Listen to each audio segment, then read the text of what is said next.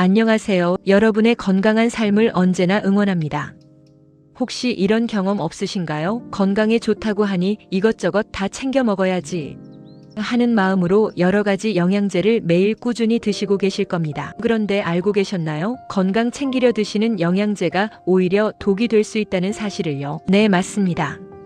아무리 좋은 영양제라도 함께 먹으면 우리 몸에 해가 되거나 약효를 떨어뜨리는 최악의 조합이 존재합니다. 이 나이부터 특히 조심해야 할 부분인데 많은 분들이 이 사실을 모르고 계셔서 참 안타깝습니다.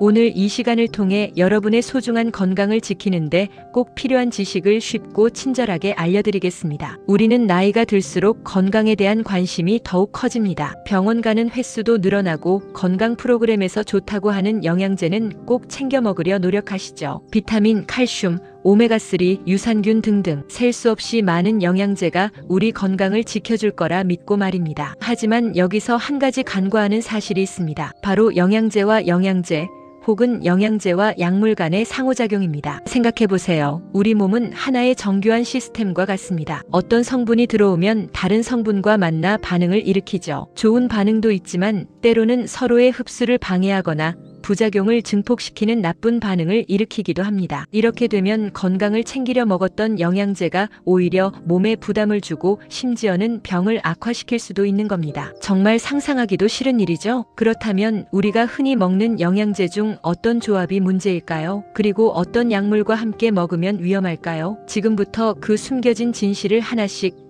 아주 자세히 파헤쳐 보겠습니다. 오늘 내용을 끝까지 들으시면 여러분의 영양제 섭취 습관이 180도 달라질 겁니다.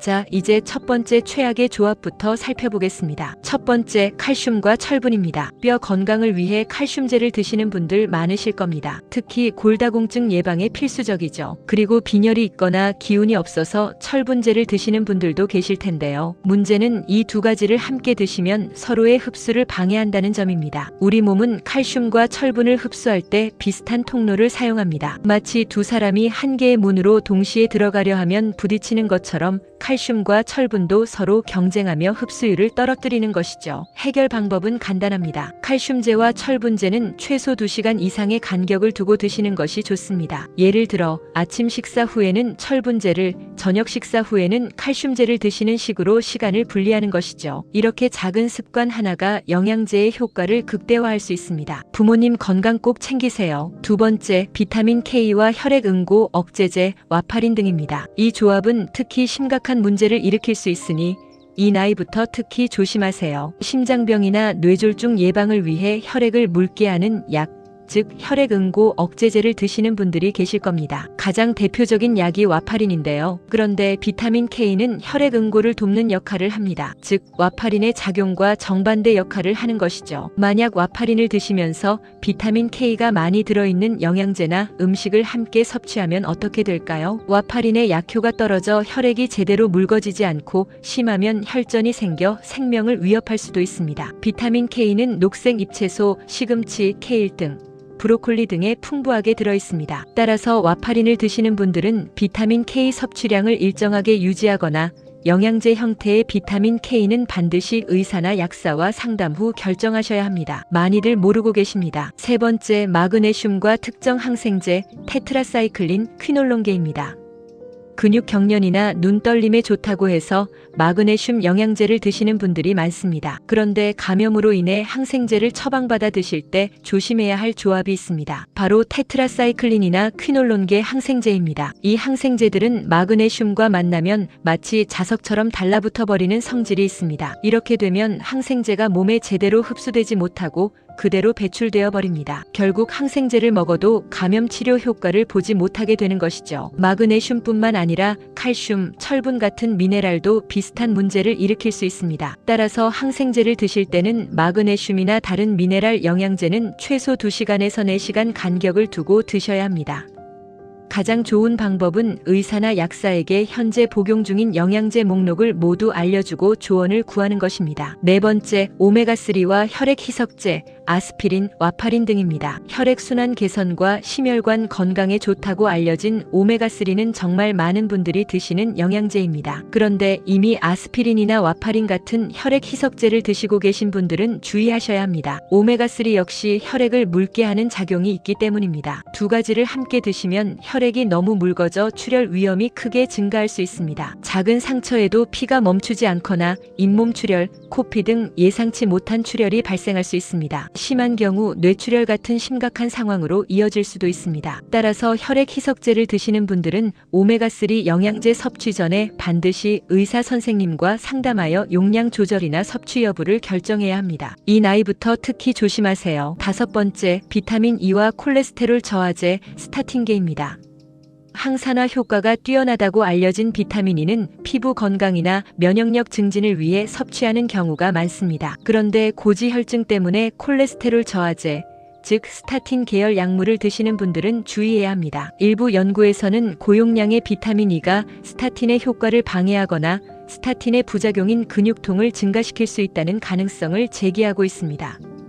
물론 아직 명확한 결론이 난 것은 아니지만 혹시 모를 위험을 줄이기 위해 과도한 비타민 E 섭취는 피하는 것이 좋습니다. 특히 스타틴을 드시면서 비타민 E 영양제를 고려하신다면 반드시 주치의와 상담하여 적절한 용량과 섭취 여부를 확인해야 합니다. 6번째, 특정 제산제와 비타민 B12입니다. 속쓰림이나 위산 역류 때문에 제산제를 꾸준히 드시는 분들이 계실 겁니다. 특히 위산 분비를 억제하는 제산제는 우리 몸의 중요한 비타민 B12 흡수를 방해할 수 있습니다. 비타민 B12는 위산이 있어야만 우리 몸에 제대로 흡수될 수 있습니다. 위산이 부족하면 비타민 B12 결핍이 생길 수 있고 이는 피로, 빈혈, 신경학적 문제로 이어질 수 있습니다. 따라서 제산제를 장기간 복용하시는 분들은 비타민 B12 결핍 가능성을 염두에 두고 의사와 상담하여 비타민 B12 영양제 섭취 여부를 결정해야 합니다. 혹은 주사제나 설화정, 혀 밑에 녹여 먹는 형태 같은 다른 형태의 비타민 B12를 고려해 볼 수도 있습니다. 많이들 모르고 계십니다. 7번째, 녹차 추출물.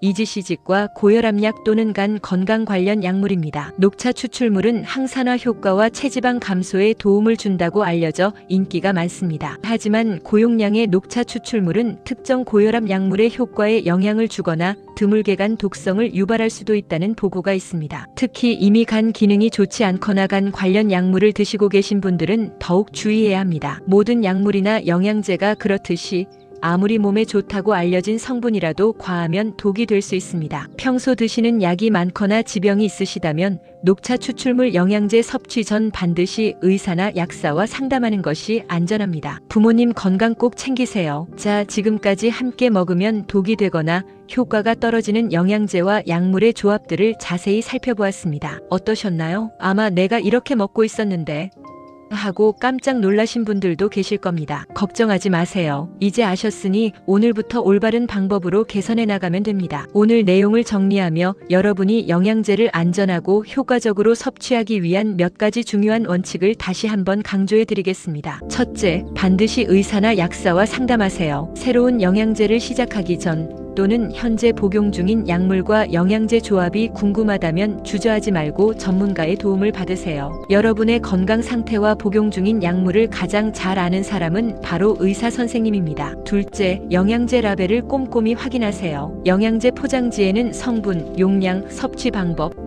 그리고 주의사항이 자세히 적혀 있습니다. 작은 글씨라도 놓치지 말고 꼭 읽어보세요. 셋째, 섭취 시간을 조절하세요. 오늘 말씀드린 것처럼 서로 흡수를 방해하는 영양제나 약물은 최소 2시간 이상의 간격을 두고 드시는 것이 좋습니다. 식사와 함께 먹어야 하는지, 식전에 먹어야 하는지 등 섭취 시간도 중요합니다. 넷째, 과유불급을 기억하세요. 아무리 좋은 영양제라도 너무 많이 먹거나 불필요하게 여러 가지를 한꺼번에 먹는 것은 오히려 몸에 부담을 줄 수 있습니다. 필요한 영양제만 적정량 섭취하는 것이 가장 중요합니다. 다섯째, 몸의 변화에 귀 기울이세요. 영양제 섭취 후 평소와 다른 증상이 나타난다면 즉시 섭취를 중단하고 전문가와 상담해야 합니다. 사랑하는 어르신 여러분, 영양제는 우리의 건강을 보조하는 훌륭한 도구입니다. 하지만 잘못된 지식으로 인해 오히려 건강을 해치는 일이 있어서는 안 되겠죠. 오늘 알려드린 정보가 여러분의 건강한 삶의 작은 등불이 되기를 진심으로 바랍니다. 하루 한 번만 실천해보세요. 지금 당장 여러분의 약통을 열어보시고